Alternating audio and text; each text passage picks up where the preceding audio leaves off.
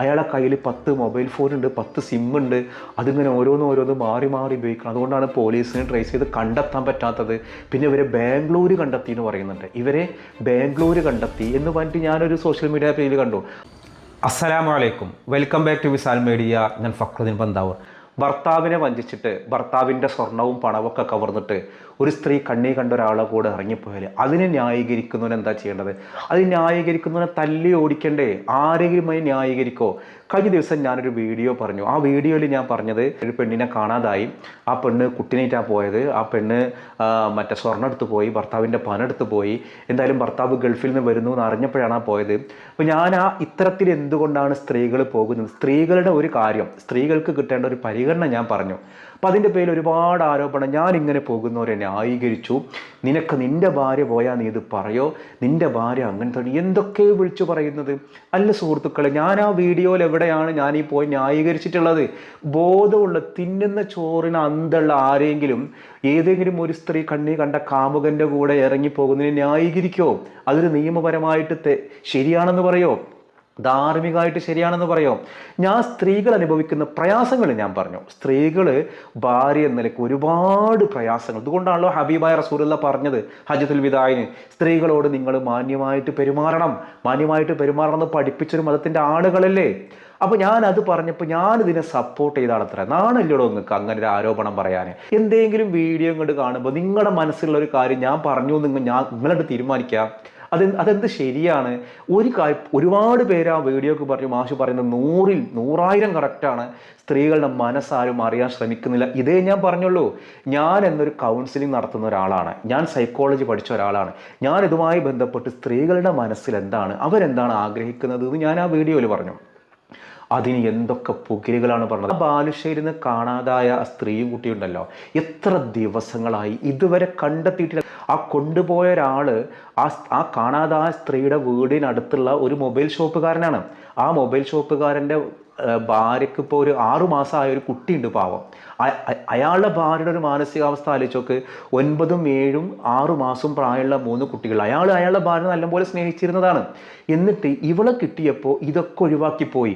അയാളുടെ കയ്യിൽ 10 മൊബൈൽ ഫോണുണ്ട്, 10 സിം ഉണ്ട്. അതിങ്ങനെ ഓരോന്ന് മാറി ഉപയോഗിക്കണം. അതുകൊണ്ടാണ് പോലീസിന് ട്രേസ് ചെയ്ത് കണ്ടെത്താൻ പറ്റാത്തത്. പിന്നെ ഇവരെ ബാംഗ്ലൂർ കണ്ടെത്തി എന്ന് പറയുന്നുണ്ട്. ഇവരെ ബാംഗ്ലൂർ കണ്ടെത്തി എന്ന് പറഞ്ഞിട്ട് ഞാനൊരു സോഷ്യൽ മീഡിയ പേജിൽ കണ്ടു. അങ്ങനെ ബാംഗ്ലൂർ കണ്ടെത്തിയതായിട്ട് വിവരം എനിക്ക് കിട്ടിയിട്ടില്ല കേട്ടോ. ഉണ്ടെങ്കിൽ കിട്ടട്ടെ, കോടതിയിൽ ഹാജരാവട്ടെ. അപ്പോൾ അതായാലും ഇവരെ കിട്ടിയിട്ടില്ല. പോലീസ് കൃത്യമായി അന്വേഷിക്കേണ്ട. ആ കുട്ടിയുണ്ടല്ലോ ഒരു കൂടെ, ആ കുട്ടീനെ കണ്ടെത്തേണ്ട. ആ കുട്ടിയുടെ വാപ്പാടെ ഒരു മനസ്സിലെന്താവും, ഇവരെവിടെയെങ്കിലും പോയി ജീവിച്ചോട്ടെ. നമ്മുടെ കോടതിക്ക് വ്യക്തി സ്വാതന്ത്ര്യമാണ് വലുത്. 2 വ്യക്തികൾ അവർ കല്യാണം കഴിക്കാത്തവരെന്തോ ആവട്ടെ, അവർക്ക് ഇഷ്ടം പോലെ ജീവിക്കണം എന്ന് പറഞ്ഞാൽ കോടതി എന്താ നോക്കുക? വ്യക്തികളുടെ സ്വാതന്ത്ര്യം എന്താണ്? നിങ്ങളുടെ വീട്ടിലുള്ള 2 പെൺകുട്ടികൾ പറയുകയാണ് ഞങ്ങൾ നാളെ ലെസ്ബിയനായിട്ട് പോവാണ്, പ്രായപൂർത്തിയാണെന്ന് പറഞ്ഞാൽ കോടതി ആരെ കൂടെ നിൽക്കുള്ളൂ? അവരെ കൂടെ നിൽക്കുള്ളൂ. നമ്മുടെ ധാർമ്മികത വേറെ, നിയമം വേറെ. അപ്പോൾ ആ സ്ത്രീനെ കൊണ്ടുപോയ ചെങ്ങാതി ഉണ്ടല്ലോ, ആ ചെങ്ങാതിൻ്റെ ഭാര്യയും വീട്ടുകാരും മക്കളും അനുഭവിക്കുന്ന ഒരു വേദന ഒരു നിമിഷം ഒന്ന് ആലോചിച്ച് നോക്കുക. അവരതുവരെ പ്രിയപ്പെട്ട ഭർത്താവാണെന്ന് കരുതിയിരുന്ന ഒരാൾ വേറൊരുത്തിനേറ്റ് പോയിക്കാം. അപ്പോൾ നമ്മൾ എന്തെങ്കിലും കാണുമ്പോഴേക്ക് ഈ പോയ സ്ത്രീകളെ മാത്രം കുറ്റം പറയുന്നതിൻ്റെ പേരിലാണ് ഞാൻ ആ വീഡിയോ പറഞ്ഞത്. ഇത്തരത്തിൽ പോകാനുള്ളൊരു സാഹചര്യം സ്ത്രീക്ക് ഉണ്ടായ കാര്യം പറഞ്ഞാൽ അങ്ങനെ പോകണം എന്നാണോ അതിൻ്റെ അർത്ഥം? അങ്ങനെ ഞാൻ പറഞ്ഞു എന്നാണോ? നഅൂദുബില്ലാ. അങ്ങനെ ഇല്ലാത്ത കാര്യങ്ങൾ നിങ്ങൾ പറഞ്ഞുണ്ടാക്കല്ലേ. നമ്മൾ ഒരു നിലക്കും അങ്ങനെ പോകുന്നതിന് നമ്മൾ ആരെങ്കിലും ചോറ് വയ്ക്കുന്ന ഒരാൾ ന്യായീകരിക്കോ? അപ്പോൾ അവരിതുവരെ കണ്ടെത്താൻ കഴിഞ്ഞിട്ടില്ല എന്നത് പോലീസിൻ്റെ ഒരു പിടിപ്പുകാരാണെന്നേ ഞാൻ പറയുള്ളൂ. കാരണം ഞാൻ എപ്പോഴും ചിന്തിക്കുന്ന പ്രവാസിയായ ഒരു മനുഷ്യനാണ്. ഒരു 8 വർഷമായിട്ട് അയാളെ കല്യാണം കഴിഞ്ഞിട്ട് ഒരു 6 വർഷത്തോളം അയാൾ നാട്ടിലുണ്ടായിരുന്ന ഒരാളാണ്. അങ്ങനെ വീട് പണിയൊക്കെ ആയപ്പോൾ അതൊക്കെ പൂർത്തീകരിക്കാൻ അയാൾ പ്രവാസി ആകേണ്ടി വന്ന് അതൊക്കെ അയാൾ ഈ റബീഉൽ അവ്വലിന് വീടിരിക്കണം എന്നൊക്കെ വിചാരിച്ച ഒരാളാണെന്നാണ് ഞാൻ മനസ്സിലാക്കുന്നത്. അതിനുവേണ്ടി വന്നതാണ്. ഇത് വരുന്നത് മുൻകൂട്ടി അറിഞ്ഞപ്പോഴാണ് ഇവിടെ ഈ കുട്ടിനേറ്റി കടന്നു കളഞ്ഞത്. പക്ഷെ ആ കൊണ്ടുപോയവൻ്റെ ധൈര്യത്തിലാണ് ഇവിടെ പോയിട്ടുള്ളത്. അവനെയാണ് കുറ്റം പറയേണ്ടത്. അവൻ എന്ത് ധൈര്യത്തിലാണ് ഈ ഒരു മറ്റൊരാളുടെ ഭാര്യനെ ഒന്ന് ആലോചിച്ച് നോക്ക്. സ്വന്തം ഭാര്യനും മക്കൾക്കും സ്നേഹം കൊടുക്കാത്ത ഇവൻ എങ്ങനെയാണ് മറ്റൊരു തൻ്റെ ഭാര്യക്കും കുട്ടിക്കും സംരക്ഷണം കൊടുക്കുക? ആ സ്ത്രീ ഒരു നിമിഷം ചോറ് വയ്ക്കുന്ന ബുദ്ധിക്ക് ആലോചിച്ചൂടെ? ഞാനീ പോകുന്നത് ഒരു 3 ആളുടെ കുട്ടികളെ വാപ്പയാണ്, ഒരു ഭാര്യയുള്ള ഒരാളാണ്.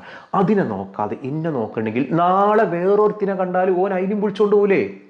പക്ഷേ ഈ ബുദ്ധി നിർഭാഗ്യവശാലിയും ഈ കൗമിനില്ല. അവരപ്പോഴത്തെ കാര്യം മാത്രമേ നോക്കുള്ളൂ. ഞാൻ ഇന്നലെ സ്ത്രീകളുടെ കുറേ മാനസികമായ കാര്യങ്ങൾ ഞാൻ പറഞ്ഞു, സ്ത്രീകൾ ഇന്ന വിനാണ്. ഞാൻ ഇൻഷാ അല്ലാഹ് വേറൊരു വീഡിയോയിൽ ഞാൻ പറയാം. സ്ത്രീകൾ 3 ഇനങ്ങളുണ്ട്. ആ 3 ഇനങ്ങളായ സ്ത്രീകൾ നിങ്ങൾ കൃത്യമായിട്ട് പഠിച്ചു കഴിഞ്ഞാൽ അവനവൻ്റെ ഭാര്യ എന്താണ്, എങ്ങനെ സ്നേഹിക്കണം, അവനവൻ്റെ ഭർത്താവ് എവിടെയാണെന്ന് കൃത്യമായിട്ട് മനസ്സിലായി. ഇൻഷാ അല്ലാഹ് ഇപ്പോൾ ഞാൻ ഇന്ന് ഈ വിഷയം പറയുന്നത് കൊണ്ട് ഞാനത് ഇവിടെ ഞാൻ പറയണില്ല, അടുത്തൊരു വീഡിയോയിൽ ഞാൻ പറയാം. അപ്പോൾ ആ കൊണ്ടുപോയവനെയാണ് നമ്മൾ കുറ്റപ്പെടുത്തേണ്ടത്. ഓൻ്റെ ധൈര്യത്തിനാണ് വിളി ഇറങ്ങിപ്പോണത്. ഓൻ വിളിക്കണ്, ഇങ്ങോട്ട് പോരെ, എൻ്റെ ഭർത്താവ് കൊണ്ട് വരില്ലേ, അതൊന്നും ഈ പ്രശ്നമാക്കണ്ട. എന്നിട്ട് മുൻ്റെ പൊന്നു മോനെ, ആ സ്ത്രീക്കൊന്ന് ആലോചിച്ചൂടെ, ഇങ്ങനെ സ്വന്തം ഭാര്യനെ ഒഴിവാക്കിയിട്ട് അതോടൊപ്പം തന്നെ മക്കളും വേണ്ടാന്ന് വെച്ചിട്ട് എൻ്റെ കൂടെ ഇറങ്ങി വരുന്ന ഈ ആണൊരുത്തൻ നാളെ എന്നേക്കാൾ സുന്ദരിയായ മറ്റൊരുത്തിനെ കണ്ടു കഴിഞ്ഞാൽ പോകൂല എന്ന് ഉറപ്പുണ്ടോ? ഒരു ഉറപ്പുമില്ല. ഇതൊക്കെ ഇതിനോടുള്ളൊരു ആവേശമുണ്ട്. ഈ ആവേശമൊക്കെ കുറച്ച് കഴിഞ്ഞാൽ കഴിയും.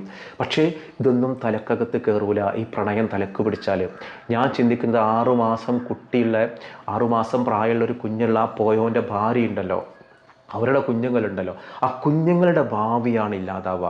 ഇവർക്ക് ഓരോരുത്തർക്ക് എന്ത് മൂത്തിട്ട് ഇറങ്ങിപ്പോയാലും എന്ത് പരിഗണന, നമ്മുടെ കുടുംബത്തിൽ നമുക്ക് നമ്മുടെ ഭാര്യ നമ്മളെ പരിഗണിക്കണില്ലെങ്കിൽ, നമ്മുടെ ഭർത്താവ് നമ്മളെ പരിഗണിക്കണില്ലെങ്കിൽ വേറൊരുത്തൻ്റെ കൂടെ ഇറങ്ങിപ്പോകലല്ലല്ലോ പരിഹാര മാർഗ്ഗങ്ങൾ.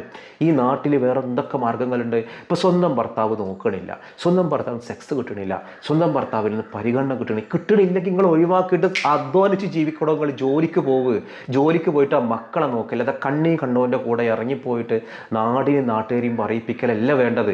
അതിനെന്തല്ല ജോലിക്ക് ഇനി വാപ്പ പഠിപ്പിച്ചില്ലല്ലോ. ഇപ്പോൾ ഇവർക്ക് എന്താണെന്നറിയോ, ഇവരിങ്ങനെ ഇരുന്ന് ജീവിക്കുക. വേറൊരുത്തൻ്റെ എനിക്ക് സ്നേഹം കിട്ടായിട്ടാണ്, എനിക്ക് റൊമാൻസ് കിട്ടായിട്ടാണ്. ഇതിനി കിട്ടിക്കഴിഞ്ഞാൽ നോക്കിക്കോ, വേറൊരുത്തൻ്റെ ഒന്ന് കുറച്ചുകൂടി സ്ട്രോങ്ങിൽ കിട്ടിയാൽ അപ്പോഴും അതിൻ്റെ കൂടെ പോകും. ഒരു നിമിഷമെങ്കിലും ഇപ്പോൾ ആ സ്ത്രീക്ക് സന്തോഷമായിട്ട് കഴിയാൻ പറ്റുന്നുണ്ടാവുമോ? ആ കുട്ടീൻ്റെ വാപ്പാനെ ചോദിക്കുമ്പോൾ എന്ത് മറുപടിയാണ് പറയാം? അതിന് അവരുടേതായ ന്യായങ്ങളുണ്ടാവും. ആ ന്യായങ്ങൾക്കപ്പുറം നമ്മുടെ ഉള്ളിലൊരു മൊറാലിറ്റി ഇല്ലേ? ആ മൊറാലിറ്റിയാണ് ഈ സമൂഹത്തിൽ പോയത്. എൻ്റെ ഗുരുനാഥനെ പഠിപ്പിച്ചൊരു കാര്യമുണ്ട്, സോഷ്യൽ മീഡിയ എന്ന് പറയുന്നത് കോവിഡ് പോലെയാണ്.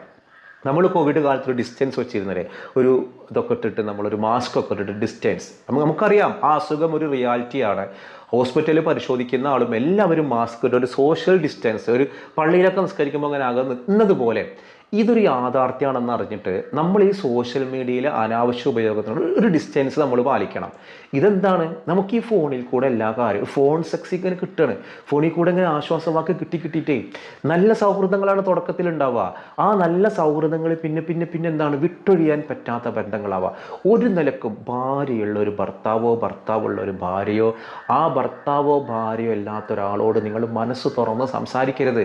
നിങ്ങൾക്ക് അങ്ങനെ എന്തെങ്കിലും പേഴ്സണൽ ഇഷ്യൂസ് ഉണ്ടെങ്കിൽ പണം കൊടുത്തിട്ട് നിങ്ങൾ കൺസൾട്ടിങ്ങിന് പോവുക, ഒരു കൗൺസിലിങ്ങിന് പോവുക.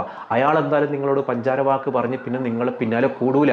പക്ഷെ നിങ്ങൾ സുഹൃത്താണെന്ന് കരുതുന്ന ഒരാളോട് നിങ്ങളുടെ സങ്കടങ്ങൾ നിങ്ങൾ പറഞ്ഞാൽ നാളെ അവനത് വെച്ച് മുതലെടുക്കും. പക്ഷെ നിർഭാഗ്യവശാൽ ഇതാരും തിരിച്ചറിയുന്നില്ല. നമ്മൾ ആ ഒരു സ്ത്രീകളുടെ ഒരു മനസ്സെന്താണ്, സ്ത്രീകൾ അനുഭവിക്കുന്ന പ്രശ്നങ്ങൾ എന്താണെന്നൊരു പറഞ്ഞതിൻ്റെ പേരിൽ നമ്മളിപ്പോൾ ആരായി? നമ്മൾ ഇത്തരത്തിൽ ഈ ഇതിന് പോകുന്ന ആളുകളെ, ഇങ്ങനെ ഭർത്താവിനെ വഞ്ചിച്ച് പോകുന്ന ഒരാളുകളെ സപ്പോർട്ട് ചെയ്ത ഒരാളെ എന്ത് വർത്താനായി പറയണത്? ആ ഒരു സ്വന്തം ഭാര്യയെയും 3 മക്കളെയും വഞ്ചിച്ച് പോയി ഒരുത്തനോളം കൂടണ്ട്. അവരെയാണ്, ആ ധൈര്യം കൊടുത്തവരെയാണ് നമ്മൾ കുറ്റം പറയേണ്ടത്. അവരെയാണ് നമ്മൾ ചോദ്യം ചെയ്യേണ്ടത്. അവൻ പറയാണ്, മോളെ ഇതൊന്നും വേണ്ട, ഇതൊക്കെ വിട്, ഒഴിവാക്ക്, ഇക്ക് ഭാര്യയുണ്ട്, ഇക്കിൻ്റെ മക്കളുണ്ട്, അതൊക്കെ ഒരു രസത്തിന് കാര്യത്തിനടുത്തൊന്നും നടക്കൂല എന്ന് പറഞ്ഞാൽ അവിടെ നിൽക്കുമായിരുന്നു. പക്ഷേ ചിലവർ ഭീഷണിപ്പെടുത്തും, ഞാൻ അങ്ങനെ ആക്കും ഇങ്ങനാക്കും, എൻ്റെ ഒപ്പം കൊണ്ടേക്കുമെന്ന് പറയും.